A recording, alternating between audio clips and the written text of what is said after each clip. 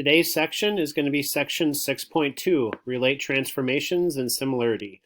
And today I'm going to introduce to you a brand new, fresh off the boat transformation, one you've never done before. It's called a dilation. So that's what we're going to be studying today. So what are transformations again? Again, transformations are just something that refers to the change or the movement of a figure. And before we were taking figures and sliding them around and turning them and flipping them. And when we just moved them and did really nothing else with them, that was called a rigid motion. But today we're going to talk about what happens when we change the size of a figure. And in that case, it's called a dilation. So a dilation is a transformation that changes the size of a figure. And you've heard this term before. If you've ever gone to see an eye doctor and the doctor dilated your pupils and kind of made you look like a sad cat, well, he made your pupils bigger. In that case, that's called a dilation. Now, dilation isn't only just making bigger. Dilation you can also make smaller. So if you've ever gone to a copier and hit either enlarge or reduce, then you were doing a dilation of whatever it is that you were scanning. Now, the importance of dilations in the relation to this chapter is that a dilation produces a figure that is similar, okay, not congruent. The size is different. So in this case, the figure that you create when you do a dilation is going to be similar, not congruent. So here's a review of the four motions that we have done before in or the three motions we've done before in geometry, plus the fourth one. You saw this slide once before, but I had kind of covered this up so you couldn't see it. So first one was translation. Translation, we just slide it around. That's what a translation is. A reflection is flipping. So all we do is we flip the figure. We flip it from either top to bottom, or we usually do left to right. Then the third one is rotation, where we just turn it around. This is a rotation right here. And now the new one, what we're going to talk about today and really get in depth, is called a dilation. And a dilation is just make bigger or make smaller. So we're taking a look at a dilation. What we really care about is the scale factor. How much bigger are we making it, and how much smaller are we making it? And the scale factor, when we were talking about polygons before, was just basically set by the similarity statement. And in this case, the scale factor for a dilation is different. And that's really important. You need to know that. Scale factor for a dilation is different. The scale factor is image over pre-image. So what it is over what it was is the scale factor. And that helps us correspond. So if we make it bigger, okay, we want to know if the scale factor is bigger than 1, what was the original size. If it's smaller, we want to make sure it's less than 1. And the way that we tell is by our notation here with the prime. You notice this? I've got triangle ABC right here, triangle ABC.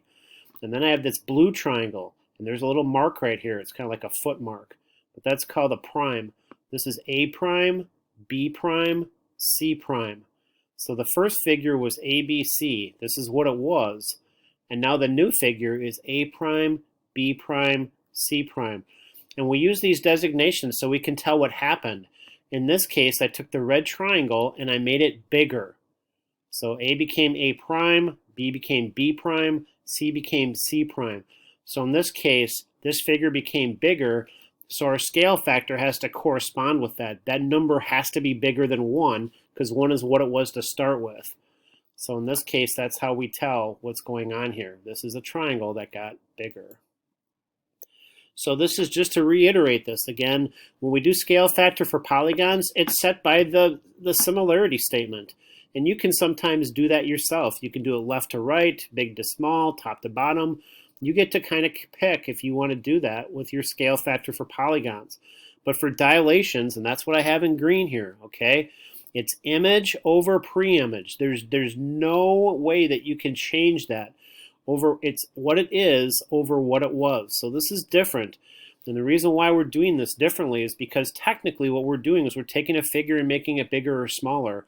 So we're comparing one object, not two. Okay, we're comparing one. Now, showing you on a piece of paper, it's difficult because you're going to see two figures. But the concept is I'm taking one figure and I'm manipulating it and making that one figure bigger or smaller. So how do we do a dilation? Well, there's two things that we care about a dilation. Number one is how much, and number two, where did it happen? So kind of like honey, I shrunk the polygon. We want to know where that shrink ray or enlargement ray is. So I'm taking a look at this, and it says describe the dilation that moves the blue figure onto the red. So blue is going onto red. That means in this case, if you're getting onto something, like you get onto a bed, that means you're on the bed. Before that, you weren't on the bed. But here, you're getting onto the red figure. So in this case, the image is 7, and the pre-image is 5. And then we care about where it happened. So we kind of make an at symbol, and I'm not really good at making my at symbols. So where did it happen? At this case, it's the intersection of these lines. So I just say at the intersection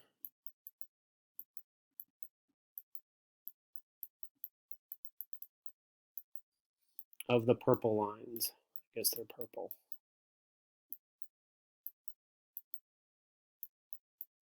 I probably won't type this anymore. My typing is bad, sorry about that. So this is a dilation of 7/5 at the intersection of the purple lines. I guess I wrote gray lines too. All right, let's take a look at this example. Describe a dilation that moves the blue figure onto the red. So in this case, it's going blue onto red. So red is the one that's what it became. So in this case, this is going to be 4/6. And again, where did it happen? It happened at the intersection of these gray lines. Now in this case here, 4/6 can actually be reduced. So I'm going to reduce that to 2/3. Now the 7/5 on the previous example couldn't be reduced, but this one could. So this is a dilation with a scale factor of 2/3, and it happened at the intersection of the gray lines. So the shrink ray in this case was right here. All right, let's take a look at this. Describe two movements that moves the red figure onto the blue figure. So it's getting onto the blue figure, which means the blue figure is the image. So this is 27/9. All right, and that's going to reduce to 3/1.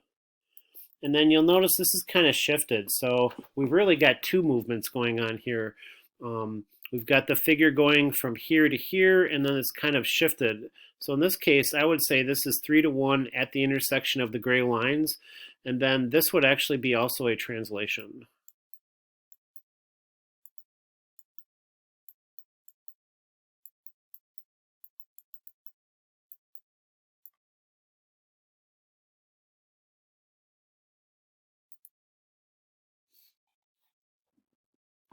All right, let's move on to this example. So this one's tricky. ABC is similar, triangle ABC is similar to triangle AEF. Describe the dilation that moves triangle ABC onto triangle AEF. So triangle AEF, okay, is going to be the image. So that's this red triangle. And when you're doing this, you need to set up, okay, a ratio of sides of a triangle. So in this case, the side of triangle AEF is 4. Now here's where I really get concerned with students making mistakes. If we're going to try to compare that to the blue triangle ABC, a lot of students want to put this over 12 and be like, okay, the blue triangle ABC, and then I'm going to go 4/12. But 12 is not the side length of a triangle. Notice on this side length, like it stops here. The actual blue triangle continues all the way up to point A.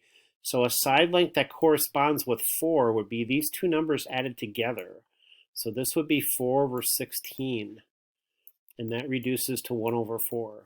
Now the question is, you'll notice here there's no black or gray or purple lines, but they do share a point. In this case, triangle ABC and triangle AEF share point A. So this is actually a dilation of 1/4 at point A. All right. Okay, let's take a look at this figure. Triangle ABC is similar to triangle AFG. Describe the dilation that moves triangle ABC onto triangle AFG. So again, this is the image right here, triangle AFG. So I need a side length of triangle AFG. And the only side length I've got is this one down here. And triangle side length of AFG here, the only side length I've got is GA. and this would be 10 plus 40, which is 50. And then that's going to correspond with a triangle side of triangle ABC. In this case, then this is going to correspond with 40. And that reduces to 5 over 4. And then where did it happen? You see no intersecting lines, but you do see that they share angle A. So this is a dilation of 5/4 at point A.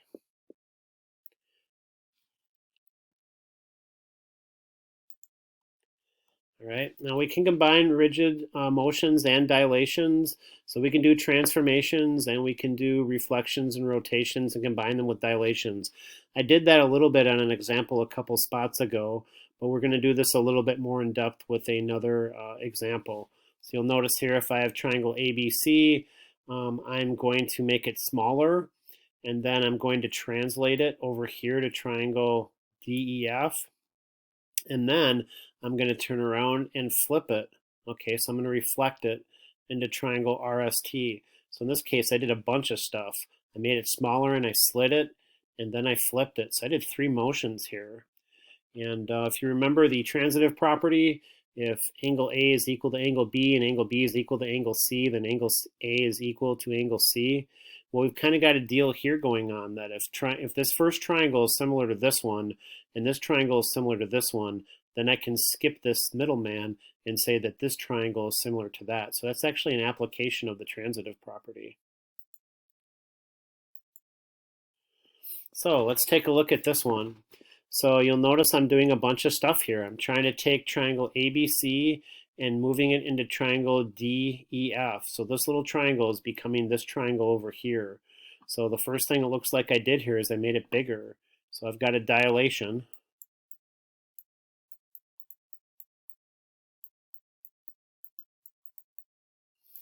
And I'm making it bigger. So this is going, so I'm making it from here to here. So the image is going to be 50, the 20 and the 30 added together.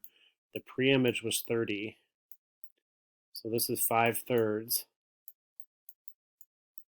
Okay, and where did it happen? It happened at A. And then what did I do after that? So after it became this big triangle here, I flipped it. So then I had a reflection.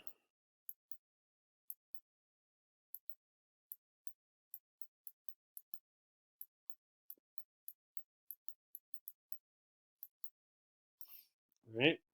So a dilation of 5/3 at A, and then I did a reflection. So that's a combo that I did there. All right, so that takes care of your, I guess, presentation for this section.